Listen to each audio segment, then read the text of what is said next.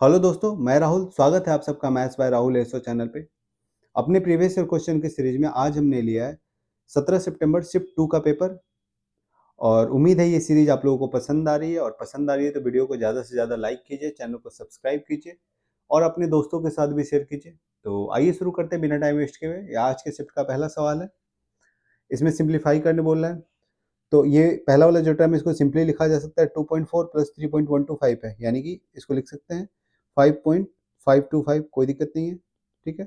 Into 0.25 को लिख सकते हैं आप लोग 1/4, ठीक है। अब ये दूसरे वाले टर्म को देखिए, 0.75 डिवाइडेड बाई 0.23, ये कितना हो जाएगा?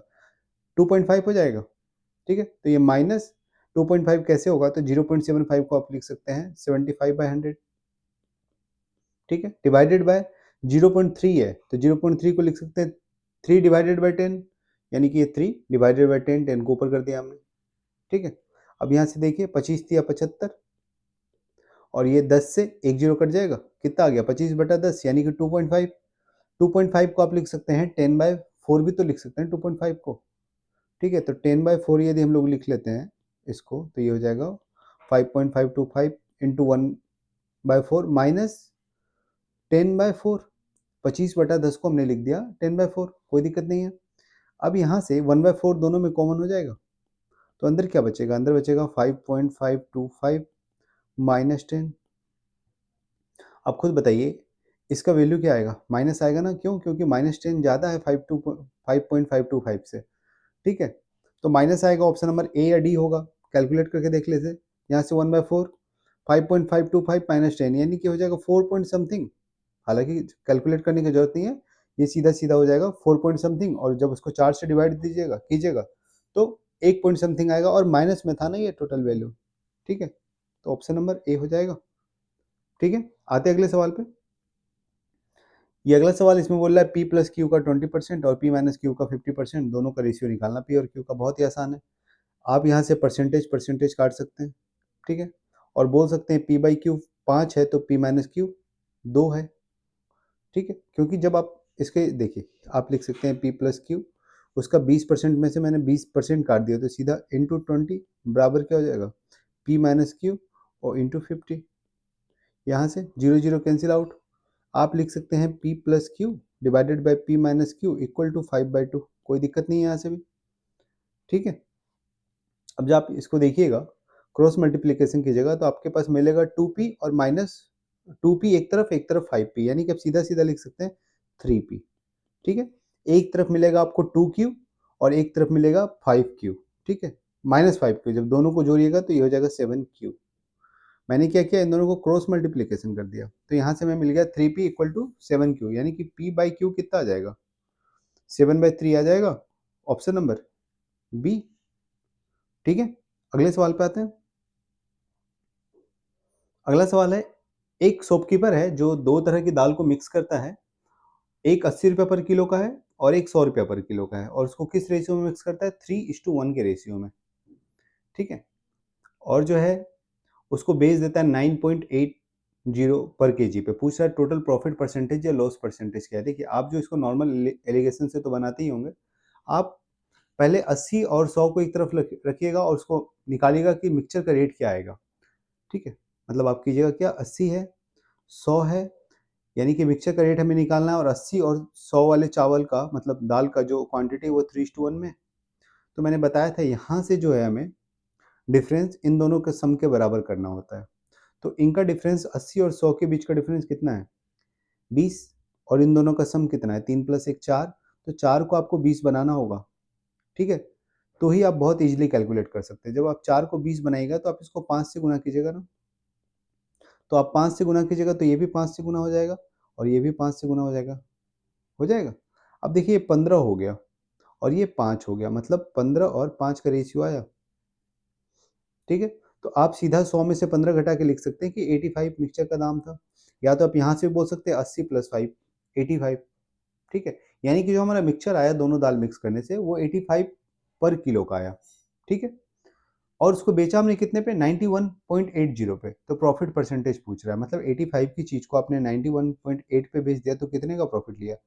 85 की चीज पे 6.8 रुपीज का प्रॉफिट लिया। और परसेंटेज में निकालने के लिए 100 से इसको गुना कर देंगे। ठीक है, देखिए एक जीरो से कट जाएगा, यहाँ से 17 से 17 चौके 68, 17 पचे 85 और ये 5 से 2 बार में 10, यानी कि कितना परसेंट आ गया 8%। क्या हुआ, प्रॉफिट या लॉस? 85 की चीज को 91.80 में बेच रहा है तो प्रॉफिट ही तो हो रहा है, यानी कि 8% का प्रॉफिट। ठीक है, अगले सवाल पे आते हैं। अगला सवाल है कि ए और बी है, वो 45,000 और 60,000 में रुपए का इन्वेस्ट करते हैं। ठीक है, किसी भी सवाल को जो है जब आप बनाइएगा तो मैक्सिमम कोशिश कीजिए कि उसके जितने ज़्यादा पार्ट को आप वर्बली कैलकुलेट कर पाएँ, उतने पार्ट को वर्बली कैलकुलेट कीजिए। आपको हर चीज़ लिखने की ज़रूरत नहीं है। जैसे यहाँ पे ए और बी ने किस रेशियो में पैसे लगाए, यहाँ से हम सीधा लिख सकते थे। हमें ये नोटबुक में लिखने की ज़रूरत नहीं है कि 45,000 फिर 60,000, फिर दोनों का 3 ज़ीरो हटाएँगे, फिर इसको 15 से काटेंगे 3 और फिर 4, यानी कि 3:4 में इन्होंने पैसे लगाए। ये हमें लिखने की ज़रूरत नहीं है, इतना हम काम वर्बली कर सकते थे। तो हम सीधा-सीधा ये बोल सकते हैं कि ए और बी है, इसने 3:4 के रेशियो में पैसे लगाए। ठीक है, ए ने 8 महीने के लिए और बी ने 6 महीने के लिए लगाए। तो यहाँ पे भी हम 4 महीने और 3 महीने सीधा काट के लिख सकते हैं। ठीक है, तो चलिए 8 महीने और 6 महीने ही लिख देते हैं कि इसने 8 मंथ के लिए लगाए और इसने 6 मंथ के लिए। ठीक है, ये इन्वेस्टमेंट का रेशियो था, ये टाइम का रेशियो था। जब दोनों को मल्टीप्लाई करेंगे तो यहाँ से प्रॉफिट परसेंटेज निकल जाएगा। 8 तिया 24, 8 तिया 24, मतलब प्रॉफिट इनका इक्वल बटेगा 1:1 में। तो 36,000 के प्रॉफिट में ए का हिस्सा कितना होगा, 18,000 का होगा। ठीक है, अगले सवाल पे आते हैं। ये अगला सवाल इसमें बोल रहा है 30 स्टूडेंट है, उनका जो एवरेज वेट है 60 किलोग्राम है। ठीक है, उसमें से एक स्टूडेंट को जब हटा दिया जाता है तो एवरेज वेट घट के 59.5 किलोग्राम हो जाता है। तो जो छात्र हटा है उसका वेट कितना है? अब देखिए 30 स्टूडेंट थे और सभी का वेट 60 किलो था एवरेज। ठीक है, और एक स्टूडेंट के हटने से, यानी कि जो एक स्टूडेंट गया होगा उसका भी तो एवरेज वेट 60 ही रहा होगा। ठीक है, वो अपना 60 किलो तो ले ही गया और साथ में क्या ले गया, इन सब से बचे हुए कितने लोग हो गए, 29 लोग हो गए ना। यानी कि 29 लोगों का एवरेज वेट 60 नहीं है, अब कम होके कितना हो गया, 59.5 किलो हो गया एक बंदे के जाने की वजह से। तो ये बंदा अपना 60 किलो तो लेके गया ही, और साथ में इन 29 बच्चों का 0.5 भी लेके चला गया। 60 से 59.5 हो गया ना, मतलब 0.5 केजी कम हो गया ना। तो 29 बच्चों का 0.5 केजी ले गया, यानी कि 29 गुना 0.5 कितना ले गया, 14.5 केजी भी ले गया। तो जो गया उसका वेट कितना था, 60 प्लस 14.5 कितना हो जाएगा, 74.5, ऑप्शन नंबर ए। ठीक है, अगले सवाल पे आते हैं। अगला सवाल है कि 40 स्टूडेंट का एक ग्रुप है और उसका जो एवरेज हाइट है 160 सेंटीमीटर डिटरमाइन किया गया, मतलब 160 सेंटीमीटर निकाला गया। और बाद में ये पता चला कि हमने जब कैलकुलेशन हम जब कर रहे थे तो एक स्टूडेंट का हाइट जो है 165 सेंटीमीटर लिख लिया गया था 156 की जगह पे। मतलब ओरिजिनल वेट उसका, ओरिजिनल हाइट उसका 156 था, लेकिन गलती से 165 लिख लिया गया था। ठीक है, अब मान लीजिए कि आप कोई कैलकुलेशन करते हैं, आपने 50 सब्जेक्ट के नंबर जोड़े। ठीक है, और पता चला कि नहीं, आपने उसमें एक सब्जेक्ट का नंबर जो है गलत जोड़ लिया था, तो आप क्या करेंगे, वापस से 50 सब्जेक्ट का जोड़ेंगे? नहीं, ये तो बहुत लंबा हो जाएगा। तो आप वैसे सिचुएशन में क्या करते हैं कि 49 का, मान लेते हैं आपने 50 सब्जेक्ट का नंबर जोड़ लिया था, एक का गलत जोड़ा था, तो एक का जो जोड़ा था वो घटा देंगे ना आप पहले, और जो सही वाला है वो जोड़ देंगे। बस यही तो करते हैं आप, डिफरेंस को मैनेज कर देंगे। तो यहाँ पे भी हम डिफरेंस ही मैनेज करेंगे। हुआ क्या कि 40 स्टूडेंट थे, उनका हमने एवरेज वेट निकाला, सॉरी एवरेज हाइट 160 सेंटीमीटर। ठीक है, ये हमने कैलकुलेट किया। फिर हमें पता चला कि एक बंदे का, एक बच्चे का हाइट 156 होना था, लेकिन हमने गलती से कितना कर दिया, 165 लिख दिया। जब हम ये कैलकुलेट कर रहे थे तो हमने एक बच्चे का हाइट 156 से बढ़ा के 165 लिख दिया। मतलब कितना ज़्यादा लिख दिया, 9 सेंटीमीटर ज़्यादा लिख दिया ना। और चूंकि हम एवरेज निकालते हैं तो एवरेज तो सारे स्टूडेंट में बढ़ता है ना, तो ये जो 9 सेंटीमीटर हमने एक्स्ट्रा लिखा था ये पूरे 40 स्टूडेंट में बटा होगा। ठीक है, तो एक स्टूडेंट को कितना गया होगा ये आप निकाल लीजिए, 9 सेंटीमीटर। ठीक है, 40 स्टूडेंट में यदि बटा तो सभी को कितना गया, तो ये गया 9 डिवाइडेड बाय 40, यानी कि 2.25, यानी कि 0.225 इतना सेंटीमीटर सभी को एक्स्ट्रा चलेगा। किस लिए? जब हमने 156 की जगह पे एक बच्चे की हाइट 165 लिख ली, मतलब 9 सेंटीमीटर ज़्यादा लिखी, तो हर एक बच्चे को 0.225 सेंटीमीटर ज़्यादा हाइट मिल गया, एवरेज हाइट। तो जो हमारा ओरिजिनल रहा होगा वो कितना रहा होगा? तो 160 में से इसको घटा देंगे ना, क्योंकि इतना ही तो ज़्यादा मिला हुआ है। तो आप जैसे 160 में से 0.225 सेंटीमीटर घटाइएगा, आपको आंसर मिल जाएगा 159.775। ठीक है? उम्मीद है क्लियर है। अगले सवाल पे आते हैं।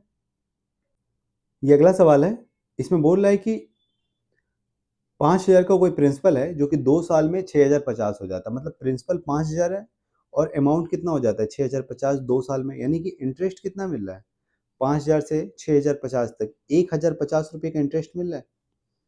ठीक है, आपसे यदि पूछूं 1050 5000 पे इंटरेस्ट मिल रहा है तो कितना परसेंट इंटरेस्ट मिल रहा है? तो 5000 का 1050 कितना परसेंट है? 5000 का 10% 500, 20% 1000। समझ रहे हैं? 5000 का 10% हमने निकाला तो 500 निकल गया। ये आप वर्बली कैलकुलेट करना सीखिए कि 5000 का 10% 500, तो 20% कितना हो जाएगा 5000 का? 5% का 20000, 20% हो जाएगा 1000। ठीक है, अब देखिए 5000 का यदि 1% का बात करें तो 2 जीरो छोड़ के कितना हो जाएगा 50, यानी कि 5000 का 1% हो गया 50, यानी कि 1050 कितना हो जाएगा 21% हो जाएगा 5000 का। ठीक है, इतना तो आप वर्बली कैलकुलेट कर सकते थे। देखिए ये अभी आपको थोड़ा सा सीखने में भले टाइम लग जाए, लेकिन एक बार आप सीख जाइएगा वर्बली कैलकुलेट करना, तो आपको हर चीज़ छोटे छोटे कैलकुलेशन के लिए पेन उठाने की जरूरत नहीं पड़ेगी। ठीक है, और मेरा मोटिव वही है कि आप लोगों को कम से कम समय में कैलकुलेशन करना सिखा दें। ठीक है, आप देखिएगा हम जो भी सवाल बनाते हैं अभी तक जितने भी शिफ्ट हुए, हर एक शिफ्ट में एक दो सवाल कैलकुलेटिव तो मिल ही रहे थे, लेकिन मैंने किसी भी सवाल पे कैलकुलेशन नहीं किया। अभी तक मैंने लगभग आई थिंक 4 या 12 16-17 शिफ्ट के क्वेश्चन बता चुका हूं मैं, लेकिन एक भी शिफ्ट के सवाल पे मैंने कैलकुलेशन नहीं किया है, क्योंकि हर एक सवाल में हर एक कैलकुलेशन में कुछ ना कुछ ट्रिक जरूर होता है, बहुत सारे टूल्स होते हैं। ठीक है, या तो डिजिटल सम लगा दीजिए, या तो रिमाइंडर थ्योरम लगा दीजिए, या तो अप्रोक्सीमेशन लगा दीजिए, बहुत सारे टूल्स होते हैं। ठीक है, जो आप यूज कर सकते हैं। तो आप कैलकुलेशन से जब बचना चाहते हैं तो थोड़ा बहुत आपको चीज़ें सीखनी होंगी, सीखने में थोड़ा समय लगेगा। एक बार आप सीख लेंगे, उसके बाद फिर आप वर्बली कैलकुलेट करने लगेंगे। ठीक है, तो आते हैं। तो यहाँ पे जो है 5000 का 1050 हमारा 21% पता चल गया कि ये 21% है। 2 साल में 21%, यानी कि per annum rate of interest तो पता होगा आप लोगों को 10% होता है, तभी 2 साल में कंपाउंड इंटरेस्ट है 10 प्लस 10 इंटू 10/100 सक्सेसिव से 21% आ जाएगा 10 का, 2 साल का इंटरेस्ट 21%। तो इसका पर एनम कितना आ गया 10%। ठीक है, अगले सवाल पे आते हैं। अगला सवाल ये है कि एक फ्रूट सेलर है जो कि 15 किलोग्राम सेव 750 रुपए में बेचता है और उससे 5 किलोग्राम सेव के लागत मूल्य के बराबर प्रॉफिट होता है, तो उसका प्रॉफिट परसेंटेज कितना है? देखिए सीधी सीधी बात ये समझिए कि मैंने 15 किलो सेव बेचा और मुझे 5 किलो का प्रॉफिट हो गया।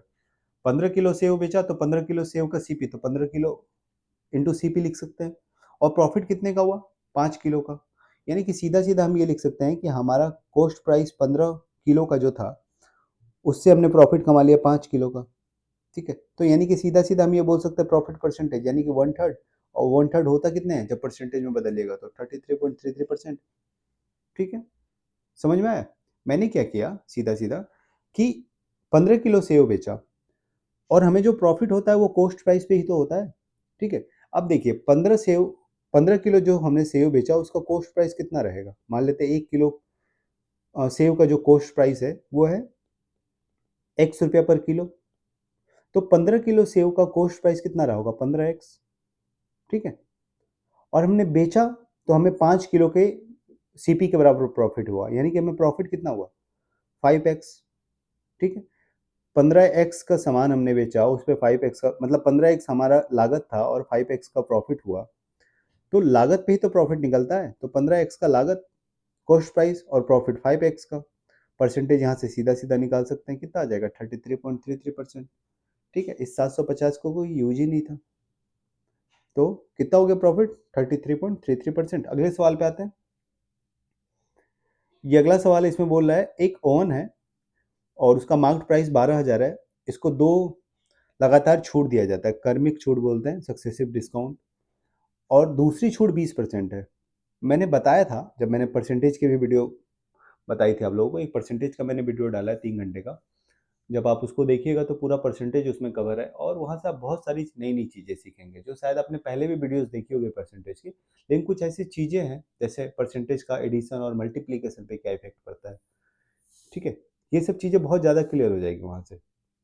मतलब जिन सवालों में आप कन्फ्यूज़ होते थे, उस सवाल में अब आप कन्फ्यूज़ नहीं होंगे, एक बार यदि आपने परसेंटेज की वीडियो देख ली तो। तो वहीं पे मैंने बताया था कि या तो आप किसी चीज़ पे पहले डिस्काउंट दीजिए या बाद पे डिस्काउंट दीजिए। यदि किसी एक ही चीज़ पे डिस्काउंट दे रहे हैं तो पहली को दूसरी मान सकते हैं, दूसरी को पहली मान सकते हैं, कोई भी दिक्कत नहीं है। तो मैं यदि यहाँ बात करूँ दूसरी छूट 20% है तो इसको पहली छूट ही मान लेता हूँ ना, कोई दिक्कत नहीं है। ठीक है, छूट ही तो है, पहले दें या बाद में दें। तो 12,000 की छूट थी और 12,000 सीपी था, सॉरी मार्क प्राइस था और उस पे 20% का डिस्काउंट दिया हमने। तो 12,000 मार्क प्राइस पे यदि हम 20% का डिस्काउंट देंगे तो कितना हो जाएगा? 12,000 का 10% 1200 यानी कि 20% 2400, तो हमने 2400 का डिस्काउंट दे दिया। तो अब जो प्राइस आ गया वो कितना आ गया? वो आ गया 12,000 माइनस 2400 यानी कि 9600। एक और डिस्काउंट देना है, वही हमें पता करना है कि दूसरी डिस्काउंट हमने कितने की दी कि हमारा जो फाइनल प्राइस हो गया सेलिंग प्राइस, ठीक है, वो कितना आ गया 8400। तो देखिए 96 पे हमने कितने की फिर से डिस्काउंट दी? 96 से यदि हमने 8400 पे बेची यानी कि 1200 की डिस्काउंट दी होगी। किस पे? 9600 पे। तो हमारा पूछ रहा है दूसरा डिस्काउंट कितने का बना? तो 1200 का डिस्काउंट दिया हमने 9600 पे। तो कितने का हो गया? 1/8 हो गया ना, 12 अट्ठे 96। यानी कि 1/8 को जब आप परसेंटेज में लिखते हैं तो 12.5% होता है। ठीक है, यानी कि हमने जो डिस्काउंट दिया वो कितने का दिया? 12.5% का। ठीक है, आते अगले सवाल पे। ये अगला सवाल इसमें बोला एक बैरल है जिसमें 7:4 के रेशियो में अल्कोहल और पानी का मिश्रण है। ठीक है, और उसमें से 12 लीटर पानी उसमें फिर से मिला मिला दिया जाता है, तो जो अल्कोहल और पानी का रेशियो वो 7:6 हो जाता है। देखिए पहले जो अल्कोहल और वाटर का रेशियो था वो 7:4 था और जो नया रेशियो वो हो गया 7:6। ठीक है, यहाँ पे आप देखिएगा कि जो अल्कोहल का रेशियो है वो वैसा ही है जैसा पहले था, 7 से 7 ही है। चेंज किया हुआ है वाटर, और हमने डाला क्या है? वाटर। यहाँ से देखिए कितने यूनिट का चेंज आ रहा है? 2 यूनिट का चेंज आ रहा है ना। और हमने डाला कितना था? 12 लीटर डाला था ना, यानी कि 2 यूनिट की वैल्यू कितनी आ गई? 12 लीटर। तो 1 यूनिट की वैल्यू कितनी आ जाएगी? 6 लीटर। पूछ रहा है स्टार्टिंग में टोटल क्वांटिटी कितनी थी? तो 7 प्लस 4 11 थी ना टोटल क्वांटिटी। यदि 1 यूनिट की वैल्यू 6 लीटर है तो 11 यूनिट की वैल्यू कितनी हो जाएगी? 66 लीटर हो जाएगी। यानी कि जो इनिशियल क्वांटिटी थी हमारी कितनी थी? 66 लीटर। Option number D. अगले सवाल पे आते हैं। ये अगला सवाल है, इसमें बोला है कि एक फर्नीचर स्टोर है जो कि अपने आइटम्स पे सीपी से 80% ज़्यादा मार्क करता है, मतलब उसका जो मार्क प्राइस है, अंकित मूल्य है, वो लागत मूल्य से 80% ज़्यादा है।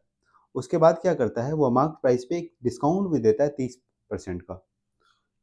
उस डिस्काउंट देने के बाद वो और एक डिस्काउंट देता है ₹250 का। उसके बावजूद वो जो प्रॉफिट कमा रहा है वो 12% का है। तो पूछ रहा है कि फर्नीचर आइटम का सीपी कितना है? तो हम मान लेते हैं कि जो सीपी है वो ₹100 है। ठीक है, 100 सीपी था।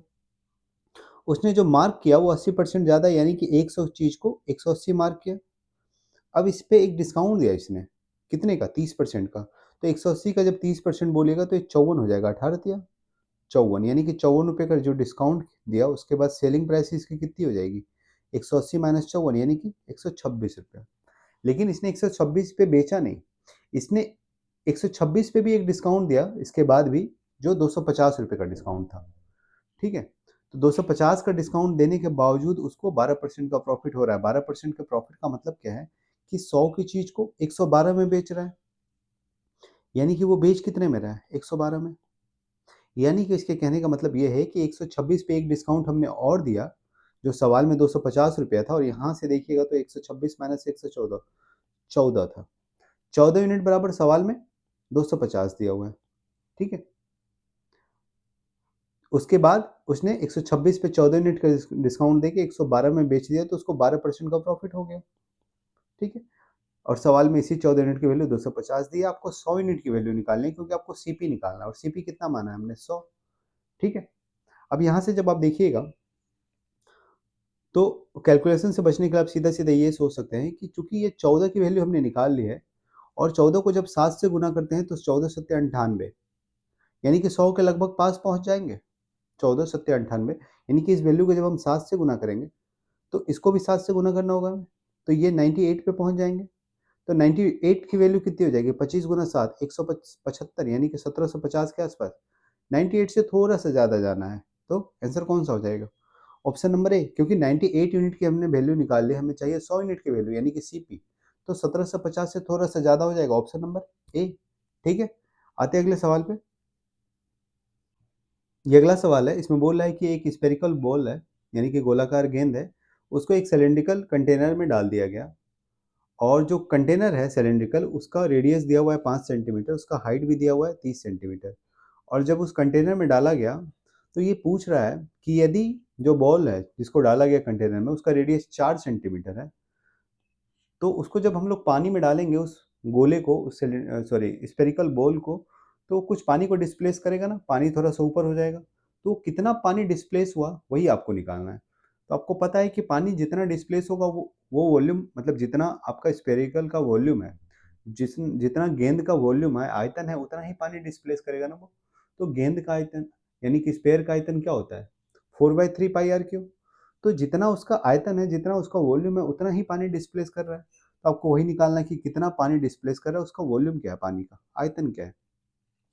तो हम सीधा सीधा क्या करेंगे, जिस गेंद को हमने डाला है, जिस स्पेरिकल बॉल को हमने डाला है, उसका वॉल्यूम निकाल लेंगे। तो उसका वॉल्यूम क्या होता है स्पेयर का? 4/3 पाई आर क्यूब, और आर दिया हुआ है 4 सेंटीमीटर, तो 4 का क्यूब 64। अब यहाँ से देखिए 64 गुना 4 128, 256 हो जाएगा।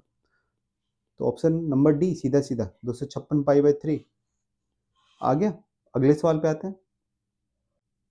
ये अगला सवाल है, इसमें बोल रहा है कि एक हेमी डोम है। हेमी डोम का मतलब हो गया अर्धगोलाकार गुंबद। ठीक है, और वो जो है एक सर्कुलर एरिया को कवर करता है जिसका डायमीटर 20 मीटर है। यानी कि सीधा सीधा कहने का मतलब ये है कि वो जो हेमी डोम है, जो गुंबद है, उसका डायमीटर ही 20 मीटर है। ठीक है, यानी कि रेडियस कितना हो जाएगा? 10 मीटर।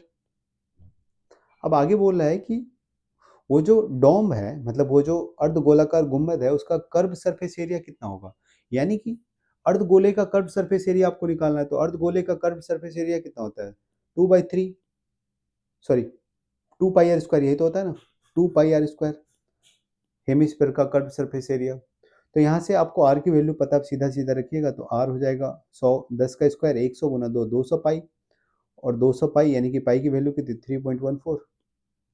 ठीक है, देखिए 3.14 इंटू 2 6.28 हो जाएगा, और जब उसको 100 से गुना करेंगे तो 628, ऑप्शन नंबर ए। ठीक है, आते हैं अगले सवाल पे। ये अगला सवाल है, इसमें बोल रहा है कि एक होलो हेमिस्फीयर है, मतलब एक खोखला अर्धगोला है, उसकी यूनिफॉर्म थिकनेस है, मतलब वो हर जगह से सेम इतना मोटाई है। कोई भी जो खोखला अर्धगोला होता है या गोला होता है, उसकी मोटाई सब जगह से सेम ही होती है वैसे तो, लेकिन इसने स्पेशली लिख दिया इस बात को कि वो हर जगह से सेम थिकनेस है उसका। ठीक है, और बोल रहा है कि इसका जो इनर रेडियस है वो आर है, और आउटर रेडियस बड़ी आर है। ठीक है, छोटी आर और बड़ी आर। इसमें ये भी दिया हुआ है रिलेशन आउटर रेडियस का और इनर रेडियस का, और बोल रहा है कि इसका जो आउटर कर्व सरफेस एरिया है और जो इनर कर्व सरफेस एरिया है, दोनों के एरिया का रेशियो क्या होगा। तो सबसे पहली बात, जो कर्व सरफेस एरिया होता है अर्धगोले का, यानी कि हेमिस्फीयर का, वो होता क्या है? वो होता है 2 पाई आर स्क्वायर, अभी हमने ऊपर जस्ट देखा था। ठीक है, तो यहाँ पे एक आउटर कर्व सरफेस पूछ रहा है, एक इनर, तो जब आउटर की बात करेंगे तो ये बड़ी वाली आर आ जाएगी।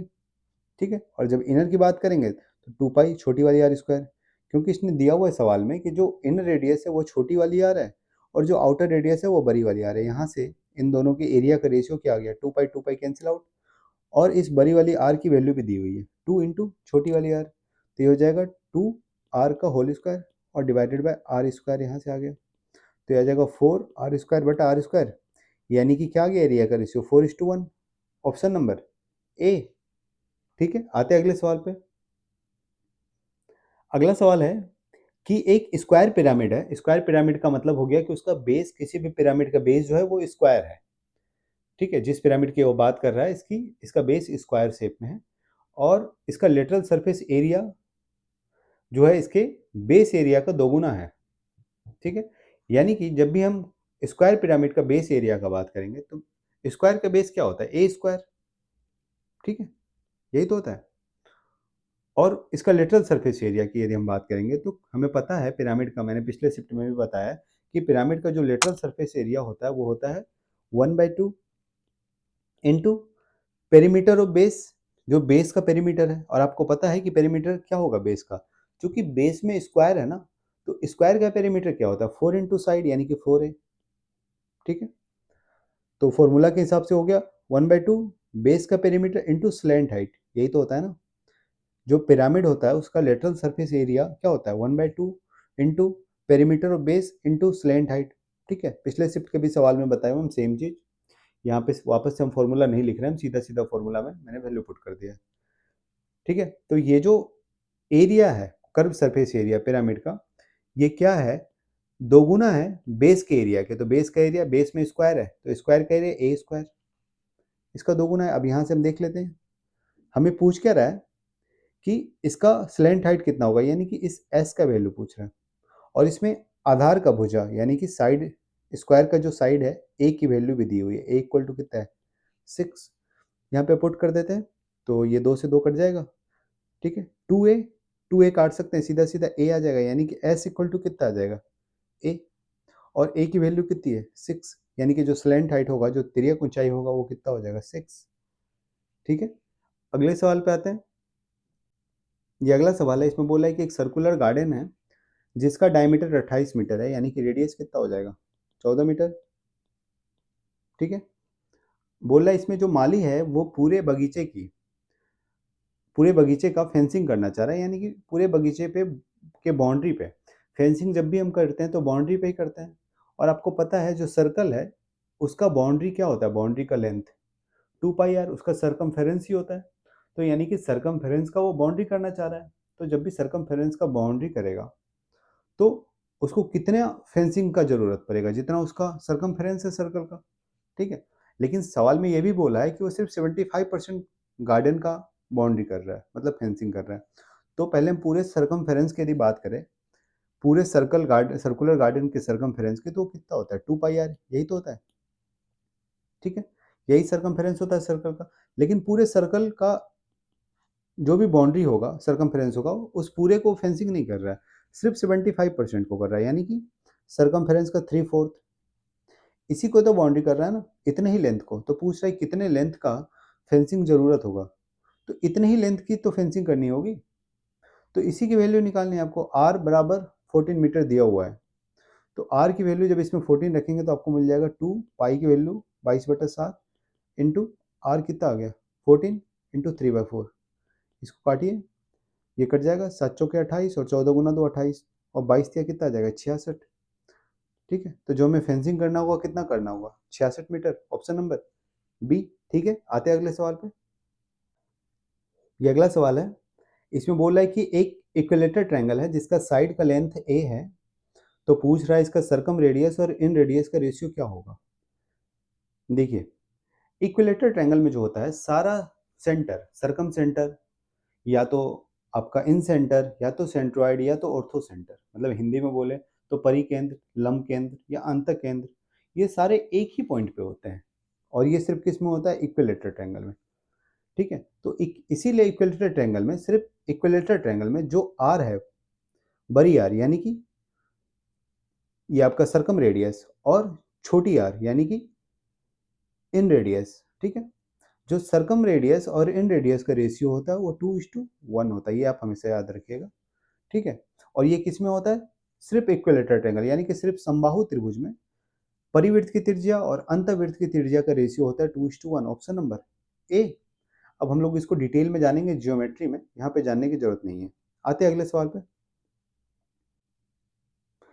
ये अगला सवाल इसमें बोला है कि एक ट्रायंगल है एबीसी जिसको एक सर्कल के अंदर बनाया गया है और उस सर्कल पे एक टेंजेंट खींचा जा रहा है पॉइंट ए पे, यानी कि पॉइंट ए क्या है, सर्कल के अंदर हमने जो ट्रायंगल बनाया है उसमें एक वर्टेक्स ट्रायंगल का ए तो है, यानी कि ट्रायंगल जिस पॉइंट पर टच कर रहा है सर्कल को उस पॉइंट से एक टेंजेंट खींचा गया है। और जो दूसरा लाइन है बी सी उसको एक्सटेंड किया गया, वो टेंजेंट को डी पॉइंट पे मिल रहा है और एडी का लेंथ दिया हुआ है सी डी का लेंथ दिया हुआ है, आपसे पूछ रहा है लेंथ बी सी का क्या होगा। देखिए सवाल ये है कि एक सर्कल है, ठीक है, सर्कल में एक ट्रायंगल है ए बी सी, ये ए बी सी एक ट्रायंगल है, ए बी और सी, ठीक है। इसमें क्या क्या है कि एक टेंजेंट खींचा है ए से, तो ए से टेंजेंट ऐसा कुछ होगा, ठीक है, और बी सी को बढ़ाया है, तो जब बी सी को बढ़ाएगा तो ये कहाँ पे मिलेगा, डी पे मिला है सवाल के हिसाब से, कि ये डी पे मिल गया।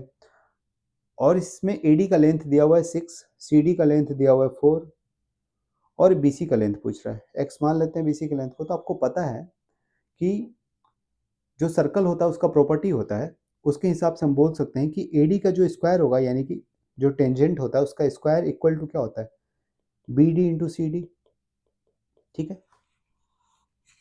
ठीक है, यहाँ से बोल सकते हैं ए डी का स्क्वायर जो होता है वो होता है B D into C D, tangent का square equal to B D into C D, सीधा सीधा। ये सर्कल की प्रॉपर्टी है, इसको याद रख लीजिएगा आप लोग, ठीक है। इसको इन जनरल बताएंगे तो हम ज्योमेट्री में ही बताएंगे, यहाँ पे नहीं बता पाएंगे, यहाँ पे हमारे पास बहुत लिमिटेड समय होता है। तो आप यहाँ पे इसको याद रख लीजिए कि ए डी स्क्वायर जो होगा वो होगा B D into C D. तो यहाँ से ए डी की वैल्यू आपको पता है 6, 6 की स्क्वायर 36 बराबर बी डी कितना हो जाएगा, एक्स प्लस 4, और सी डी कितना है, सी डी 4। यहाँ से जब आप x की वैल्यू निकालेंगे तो 36 क्या होना चाहिए, 9 इंटू 4, तो यानी कि x प्लस 4 की वैल्यू 9 आनी चाहिए, यानी कि x की वैल्यू कितनी आ जाएगी 5, ऑप्शन नंबर ए, क्योंकि बी सी ही तो x है और x की वैल्यू कितनी आ गई 5। ठीक है, आते हैं अगले सवाल पे। ये अगला सवाल है, इसमें बोल रहा है कि एक ट्रेपेजियम है ए बी सी डी, यानी कि समलंब बोलते हैं हिंदी में। ट्रेपेजियम का मतलब क्या होता है, एक ऐसा क्वाड्रिलेटरल, एक ऐसा चतुर्भुज जिसका आमने सामने का एक भुजा, कम से कम एक पेयर, वो समानांतर रहे, आमने सामने का एक पेयर, दोनों भुजाएं आपस में आमने सामने समांतर नहीं होनी चाहिए, वो फिर समांतर चतुर्भुज हो जाएगा, पैरेललोग्राम जिसको बोलते हैं। लेकिन ट्रेपेजियम की जो मिनिमम रिक्वायर्ड कंडीशन है वो ये है कि आमने सामने का साइड पैरेलल होना चाहिए, एक पेयर, ठीक है। तो यदि हम यहाँ पे एक ट्रेपेजियम बनाएं तो हम लिख सकते हैं कि ये ए बी है यदि, तो वो सी डी के पैरेलल होना चाहिए, ठीक है। बाकी का दो साइड कुछ भी हो, ठीक है। ये हमारा ट्रेपेजियम है ए बी सी डी। यहाँ पे ए बी और सी डी जो है वो एक दूसरे के समानांतर है, पैरेलल है। बोला इसमें डायगोनल बनाए गए ए सी और बी डी, जो कि पॉइंट ई पे इंटरसेक्ट कर रहे हैं, तो हमने इसमें एक डायगोनल भी बना दिया ए सी और बी डी, जो कि इंटरसेक्ट कर रही है पॉइंट ई पे, ठीक है। अब आपसे पूछा क्या है, रेशियो क्या होगा एरिया का ए बी ई, यानी कि ये वाला एरिया ए बी ई, ठीक है, और सी डी ई का, सी डी क्या होगा ये वाला, इन दोनों एरिया का रेशियो क्या होगा, ठीक है। यदि हम देखेंगे ट्रायंगल ए बी ई, ठीक है, और ट्रायंगल सी डी ई, ठीक है, ये दोनों सिमिलर हैं। क्यों सिमिलर हैं, तो ये दोनों कोण तो बराबर होगा ना, ये वाला और ये वाला कोण दोनों का बराबर हो गया, ठीक है। और यदि आप बात करेंगे दो पैरेलल लाइन के बीच में, यदि कोई लाइन उसको तीसरी लाइन इंटरसेक्ट करती है, काटती है दोनों पैरेलल लाइन को, तो ये दोनों कोण भी बराबर होते हैं, यानी कि एंगल ए और एंगल सी बराबर होंगे, ठीक है। क्लियर दिख रहा है आपको, एक सेकंड कोई दूसरा पेन यूज कर लेते हैं, ये रेड वाला एंगल, ये वाला एंगल, ठीक है, और ये वाला एंगल दोनों बराबर होगा, ठीक है। यानी कि दो कोण बराबर हो गए, यानी कि तीसरा कोण भी बराबर होगा, और तीनों कोण यदि बराबर हो गए दो ट्रायंगल के, तो दोनों ट्रायंगल सिमिलर हो जाएगी ना। यदि दोनों ट्रायंगल सिमिलर हो जाए तो उनके जो साइड का रेशियो होता है, ठीक है, वही रेशियो होगा, मतलब उसका स्क्वायर होगा उसके एरिया का रेशियो। मैंने बहुत बार बताया ये चीज। तो आपसे पूछ रहा है ए बी और सी डी के एरिया का रेशियो क्या होगा, तो इनके साइड का रेशियो का स्क्वायर होगा। यानी कि यदि इसका साइड बात करें तो इसका छोटे वाले ट्रायंगल का साइड ए बी है और बड़े वाले ट्रायंगल का सेम साइड, कॉरस्पॉन्डेंट साइड क्या है सी डी, इन दोनों का स्क्वायर के बराबर हो जाएगा, इनके स्क्वायर का रेशियो हो जाएगा उनके एरिया का रेशियो, ठीक है। जो साइड का रेशियो है उसका स्क्वायर होता है एरिया का रेशियो। तो यहाँ से कौन सा ऑप्शन सही होगा, पहला वाला। इसमें बोल रहा है the ratio of A B to C D squared, मतलब उनके स्क्वायर का रेशियो बराबर होगा। दूसरा वाला बोल रहा है ए बी और सी डी सीधा सीधा, ये तो होगा नहीं, स्क्वायर बराबर होता है। तीसरा पॉइंट बोल रहा है पेरीमीटर, तो पेरीमीटर भी नहीं बराबर होता है, पेरीमीटर का स्क्वायर बराबर होता है, ठीक है। चौथा देखेंगे तो इसने दो अलग अलग ट्रायंगल को कंपेयर कर दिया, ये भी गलत है, यानी कि सिर्फ सही आंसर इसमें से कौन सा, ऑप्शन नंबर ए। ठीक है, अभी जितना मान लेते हैं, यदि आप में से कोई नया है जो इसको नहीं समझ पा रहा है, तो जब ज्योमेट्री पढ़ाएंगे तो ही समझ में आएगा। ठीक है, यदि आप इसको बिल्कुल भी नहीं जान रहे हैं कि क्या सिमिलरिटी होता है और कैसे हम बोल पा रहे हैं कि यदि दो ट्रायंगल सिमिलर हैं तो उनके जो साइड का रेशियो होता है, एरिया जो है उनके साइड के रेशियो का स्क्वायर होता है, ये सब चीज़ें यदि आपको नहीं पता है तो जब आप ज्योमेट्री पढ़िएगा तो ही क्लियर होगा। ठीक है, क्योंकि यहाँ पे यदि हम डिटेल में बताने लगेंगे तो बहुत टाइम लग जाएगा। आते हैं अगले सवाल पे। अगला सवाल है कि एक सर्कल है और उसका जो रेडियस है वो x है, और जो दूसरा रेडियस है दूसरे सर्कल का वो 2x है। मतलब दो अलग अलग सर्कल हैं, दोनों का रेडियस x और 2x है, और दोनों एक दूसरे को टच कर रहे हैं। तो पूछ रहा है डायरेक्ट कॉमन टेंजेंट का लेंथ क्या होगा। ठीक है, यदि दो सर्कल एक दूसरे को टच कर रहे हैं, ये पहला सर्कल और ये दूसरा सर्कल, दोनों जब एक दूसरे को टच करेंगे तो दोनों के बीच में जो डिस्टेंस होता है, सेंटर का डिस्टेंस, वो क्या होता है, इन दोनों के रेडियस का सम ही तो होगा ना। यानी कि सेंटर से सेंटर के बीच का जो डिफरेंस होगा वो कितना हो जाएगा, एक का रेडियस x दिया हुआ है, दूसरे का रेडियस 2x दिया हुआ है, तो इनके सेंटर से सेंटर के बीच का जो डिस्टेंस होगा वो 3x हो जाएगा ना। ठीक है, इसने पूछा है आपसे जो डायरेक्ट कॉमन टेंजेंट है उसका लेंथ क्या होगा। इसके लिए फॉर्मूला मैंने बताया था सीधा सीधा। ठीक है, यहां से मैंने बोला था जो d होता है, मतलब इन दोनों सेंटर के बीच का डिस्टेंस d, वो इक्वल टू होता है root under r1 plus r2, sorry r1 minus r2 का होल स्क्वायर। ठीक है, और प्लस टेंजेंट का लेंथ का स्क्वायर।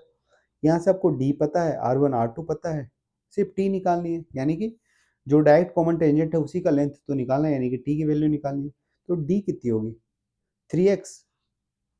तो 3x, इस रूट को यदि इधर ले आए तो 3x का होल स्क्वायर बराबर r1 माइनस r2 कितना होगा, एक है 2x और एक रेडियस है x, दोनों का डिफरेंस x हो जाएगा, तो x का स्क्वायर प्लस में टी स्क्वायर। यहाँ से जब आप देखिएगा तो जो टी स्क्वायर है वो आ जाएगा 9x² माइनस एक्स स्क्वायर, यानी कि 8x²। यानी कि जो टी है डायरेक्ट कॉमन टेंजेंट का लेंथ वो आ जाएगा 2√2x, ऑप्शन नंबर सी। ठीक है, अगले सवाल पे आते हैं। ये अगला सवाल है, इसमें बोल रहा है कि दो सर्कल हैं, एक का रेडियस 6 सेंटीमीटर है और दूसरे का रेडियस 2 सेंटीमीटर, और दोनों एक दूसरे से 10 मीटर दूरी पे हैं, दोनों के सेंटर, और पूछ रहा है उन दोनों के बीच कितने टेंजेंट खींचे जा सकते हैं और किस टाइप के टेंजेंट होंगे वो।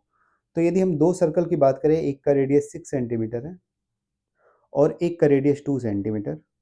ठीक है, और दोनों के बीच में यदि डिस्टेंस 10 सेंटीमीटर का है तो दोनों एक दूसरे से दूर दूर होंगे, टच नहीं करेंगे। रीजन ये है कि इसका सेंटर, इसका जो रेडियस है वो 6 है और इसका रेडियस 2 है, तो दोनों यदि एक दूसरे को टच करेंगे तो दोनों के सेंटर के बीच में डिफरेंस कितना हो जाएगा, 6+2। लेकिन यहाँ डिफरेंस कितना दे रहा है, 10 सेंटीमीटर। मतलब ये दोनों टच नहीं कर रहे हैं, बीच में 2 सेंटीमीटर का और भी डिफरेंस आ रहा है। ठीक है, मतलब दोनों, कहने का मतलब यह है कि दोनों सर्कल एक दूसरे से दूर दूर हैं, टच नहीं कर रहे हैं। और जब दो सर्कल एक दूसरे से दूर होते हैं तो इनके बीच में मैंने बताया है कि 4 कॉमन टेंजेंट बनते हैं। ठीक है, 4 टेंजेंट होते हैं जो इनके बीच में कॉमन होते हैं।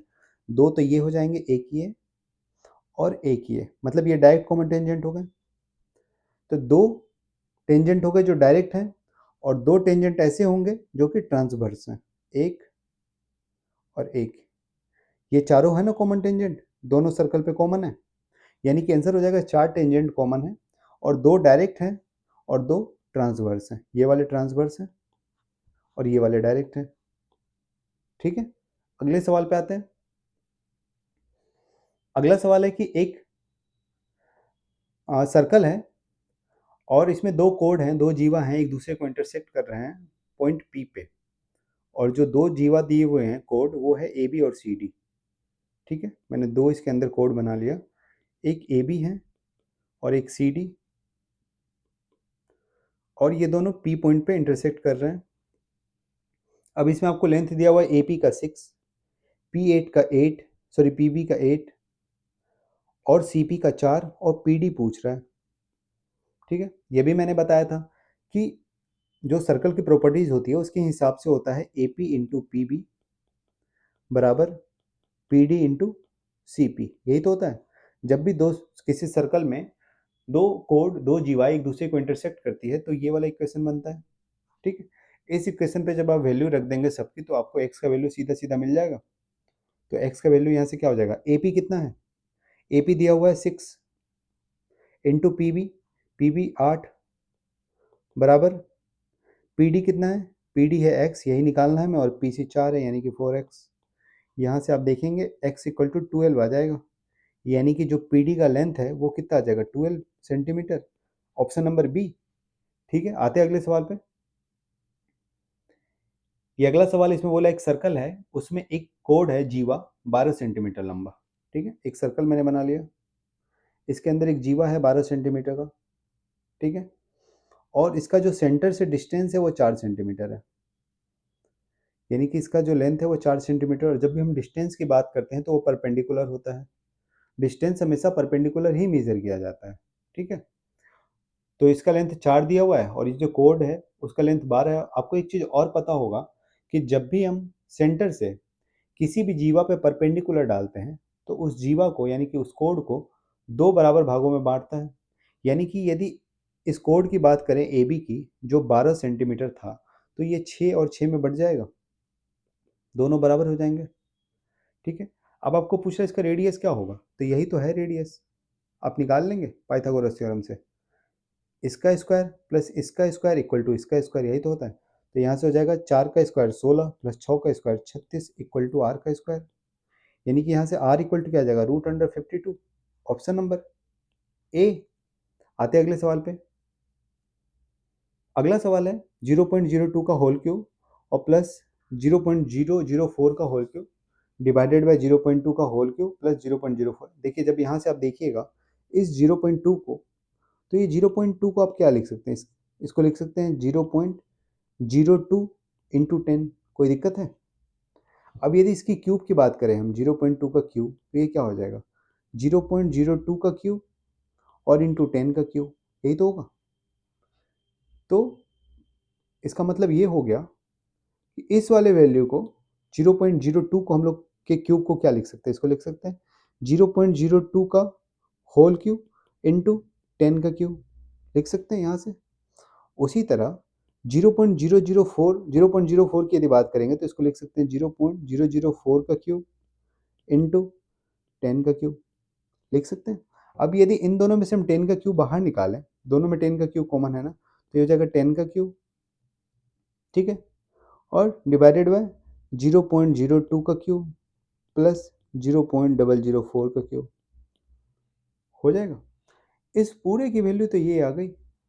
ठीक है, यदि थोड़ी देर के लिए हम लोग इसको x मान लें या तो a मान लें, जो मैंने मान लेते हैं a मान लेते हैं, तो जो हमारा सवाल है वो क्या है, a डिवाइडेड बाय 10 का क्यूब इंटू ए ही तो है, ये वाला भी तो वैल्यू a हो गया ना।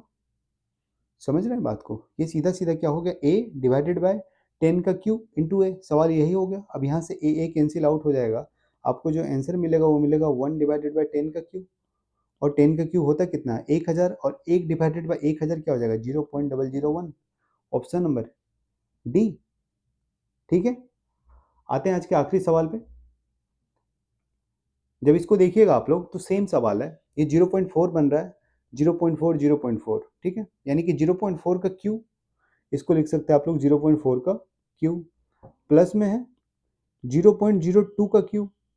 ठीक है, अब डिवाइडेड बाय, इसको ऐसे लिख देते हैं हम लोग।